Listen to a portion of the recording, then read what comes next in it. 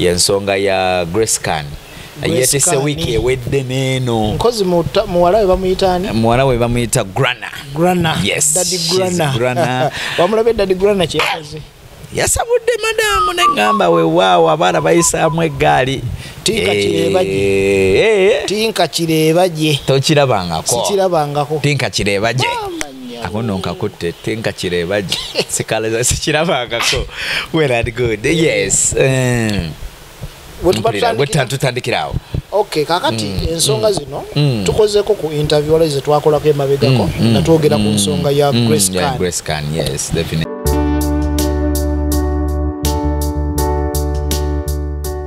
zinirigwaniriza nnyo ku Busesa Media ogamba otya najjo sinza okubanga otulaba kansube nti ebintu bitambula bulungi Busesa Media kwoli ye channel gyogera maaso n'okulaba abasubscribing thank you so much abaliking abasharing abacommending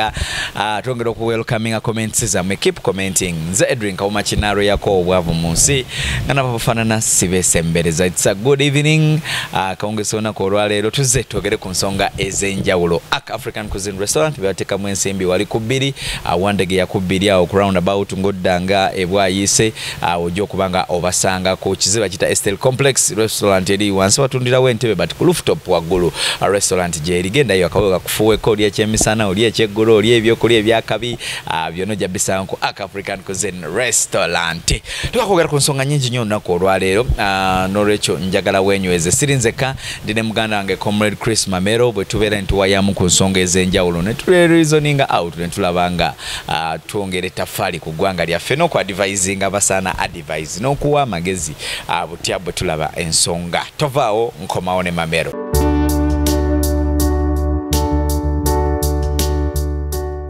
Alright,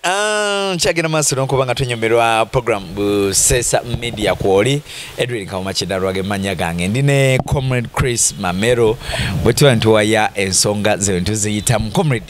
buza ku bana Uganda bakulaba mbabuzizako bannaffe mwenna abali mu kutulaba so okay bade tekaliko temwabimanyira naye mukulu sebo mwamanyira buno obutono obutono mbabuzizako bannaye mugamba mutya amanya n'eddoboozi Comrade Chris Mamero ye page yange kati abaana basala okumpita eri nze ani agaana n'ensalo n'enganda nakyo n'abali ku social media nabo mbabuuzizzaako yes nkwaniza nnyo Chris nyagala ntwogere ku nsonga ezitambudde wiiki eno mu nsonga ezimu kuzikoza amawulire y'ensonga ya Grace Khan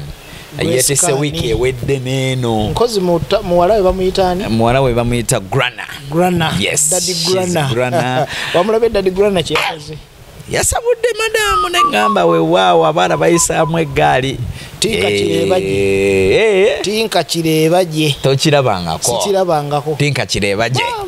akono nkakutte tinka kireebaje sikalaza sikirabangako well and good yes tutandikirawo okay kakati ensonga zino tukozeko ku interview wala ze twakolako emabegako natwogera ku nsonga ya Grace Khan yes definitely ekisooka Grace Khan feelings ze zimufuga nnyo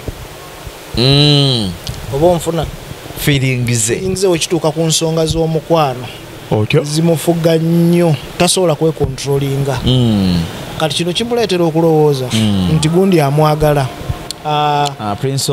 Oma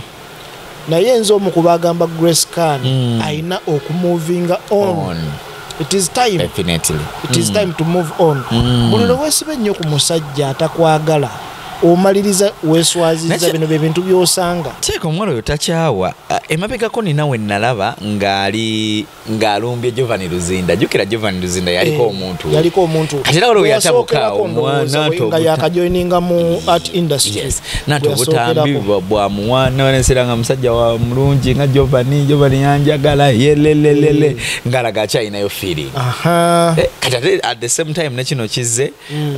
ku Prince Oma kitegeeze kiddako kye tulinda kwe kulaba ekyakojja kitonsa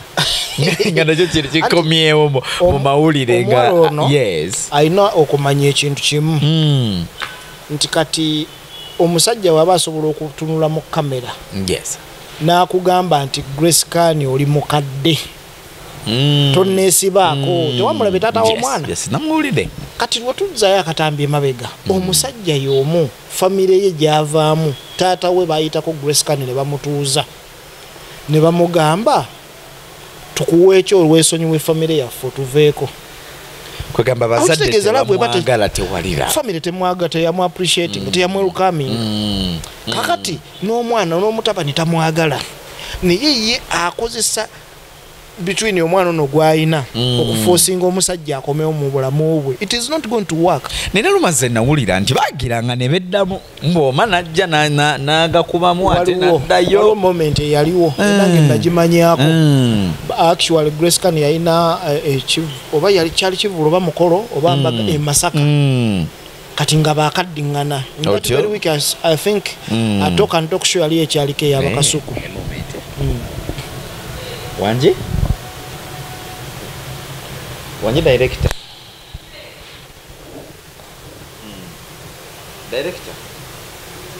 hello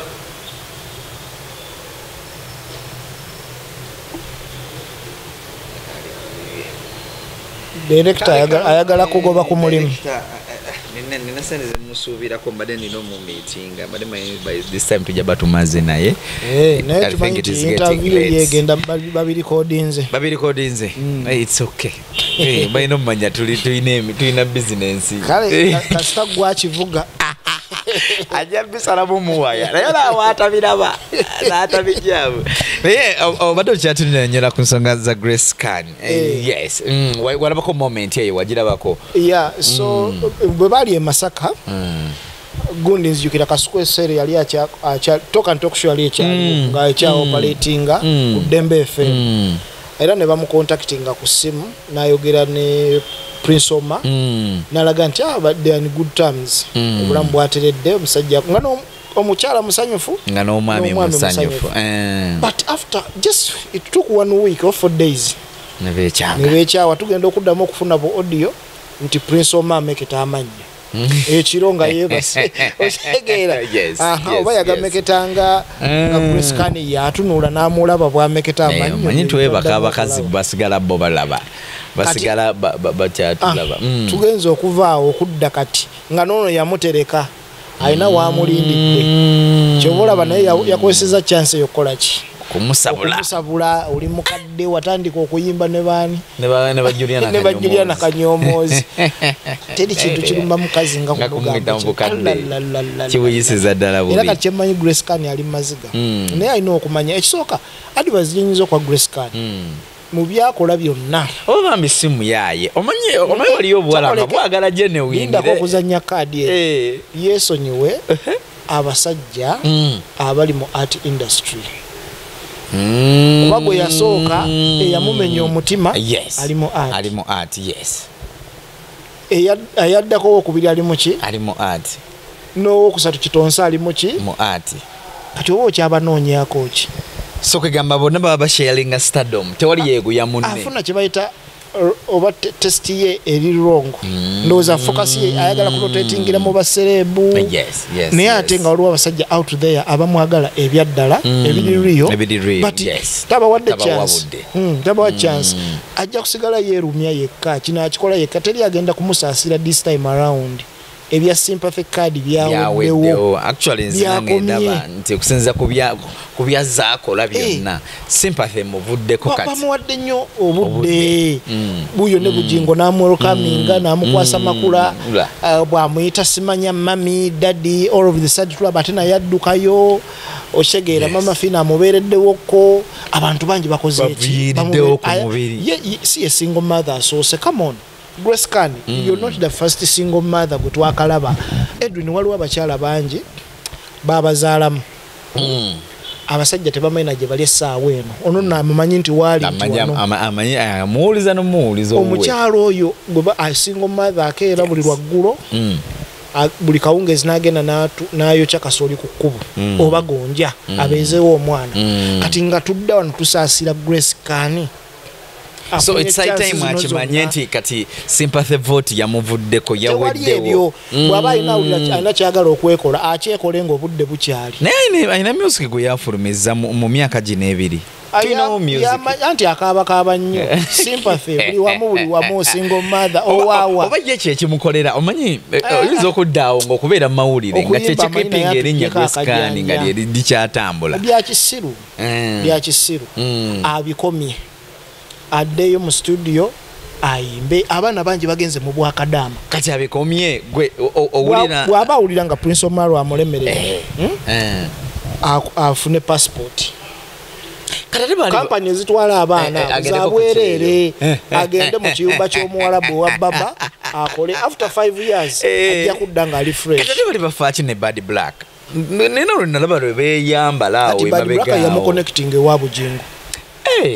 Bad Black yamutwala ewa yamuconnecting ewa Bujingo yes ali n'amala n'amuyisaamu eggaali bonna naye bambalira ne full figure ene wakuba waliwo ebimu bye baayogera nti omwana ali ku ARVs kijjukira Bad Black gwe nawulira akyogera nze nga zikinaako bukakafu ekikyo kyali kikyamu tebalina kwengegingamu mwana into that fight bali balina kusigaza nga kiri ku bantu bakulu bokka awo okawokawo ensaidinga ne Chosen ne Grace Khan awo okawoka bati ewasigadde asaze gundi akuba mukolere passport mu bwangu kampani zitwala abaana abawala zabwerere niba bayagala mu wikeegi abali ayinza okuba nina abantu abenjawulo benzize ndaba bacomplaininga nti bamuyisa okuyimba n'atagendayo nalabye mukunja ng'ateekawo complain nalabye abantu bangi nnyo abenjawulo nga bajja bateekawo complain omwana nange kenyini nakolako naye program are you serious nziramu mukubira after 5 minutes ngalaga takyabijjukira nimanya nti kati ono ku mutwe kuliko ekikyabo era saddamu oba byeboogerako bituufu ng'akubwamu magezi akubwa si byakuteebereza kituufu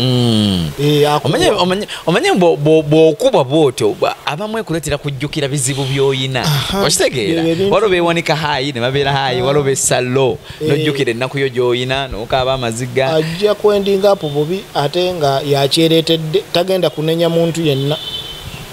kiri ku ye ng'omuntu abantu bamuwadde chance Edwin abaana abawala bali ababonaabona be bazaalamu abaana ne babalekawo abamu ne basaza tiketi ne bagenda ku byeyo ali yatudde akomyewo aguze kapoloti azimbye ataddewo bizinesi bwe azzeeyo ayiyiza obulamu atandise kati bwakeera enkya n'awulira ng'ono ali wonno mu kamera yeekaabya ebyekisirusiru oli muyimbi oyina erinnya tewali basobola kukulema bulamu kuno kubukyusa nedda n'okaaba musajja yankyaye are you stupid ate ng'omwana oyo ayimba bulungi bugula ennyimba ze music mulungi nnyo simanyi lwaki taconcentratinga mu ggula music n'ayimba okusinga okubeera mu kamera oba ffe bannamawulire ffe tumulondoole ennyo omanyi ne bannamawulire mu kwagala content weesanga oluusi waliwo omwoyo gwe bayita omwoyo gw'obutakusembeza nnyo denial syndrome nga omuntu ali sympathy ebaawo naye nga obeera rejected spirit ekimujja ku bantu because osobola kuŋŋamba mama buli akusembeza n'akulemererwa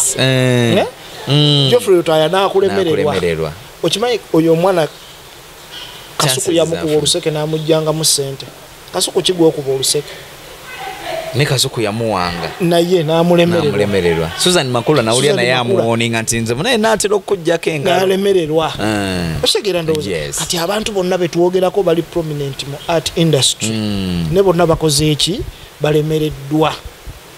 alina okuddayo neyeekyekinga ye ng'omuntu oba yeetaaga ogendako mu rehabilitation omanyi oluusi tomanya problem gy'oyina anti lw'obaddeko mu kifo nga ofuna time ey'okubanga weerowoozaako ng'omuntu n'okulaba future maaso nze ndowooza oba yeetaaga mu rehabilitation agendeko mu rehabu but like wolwamawuli agafulumye nti mutabani wa Bebe Cool abadde abeera ali mu rehabu ennaku ezo Alan for the 5 months nti abaddeyokko mu rehabu ate lwaki abadde okunywa nnyo omwenge nga kususse abadde anywa ono omusambi omupiira atali omusambi omupiira ono omulala omuyimbi ono Pepper Daddy Pepper Daddy oyo bulijja ayimba gwe yayimba Pepper Daddy gwe yayimba barege oli omubi n'ekidusendi kye yamugamba asuubule byennyanja ekigaali atekeko ebyennyanja akole delivery mu baserebu kasa bamumanyi kodi gy'akozesa nti nze ndi mutabani wa Bebeko ngukola delivery w'ebyennyanja ewabashiba ewabasipaisi asaana busuubuzi ajja kuba mulungi nnyo kuba kapita asobola omufuna ate n'akola bulungi naye mubali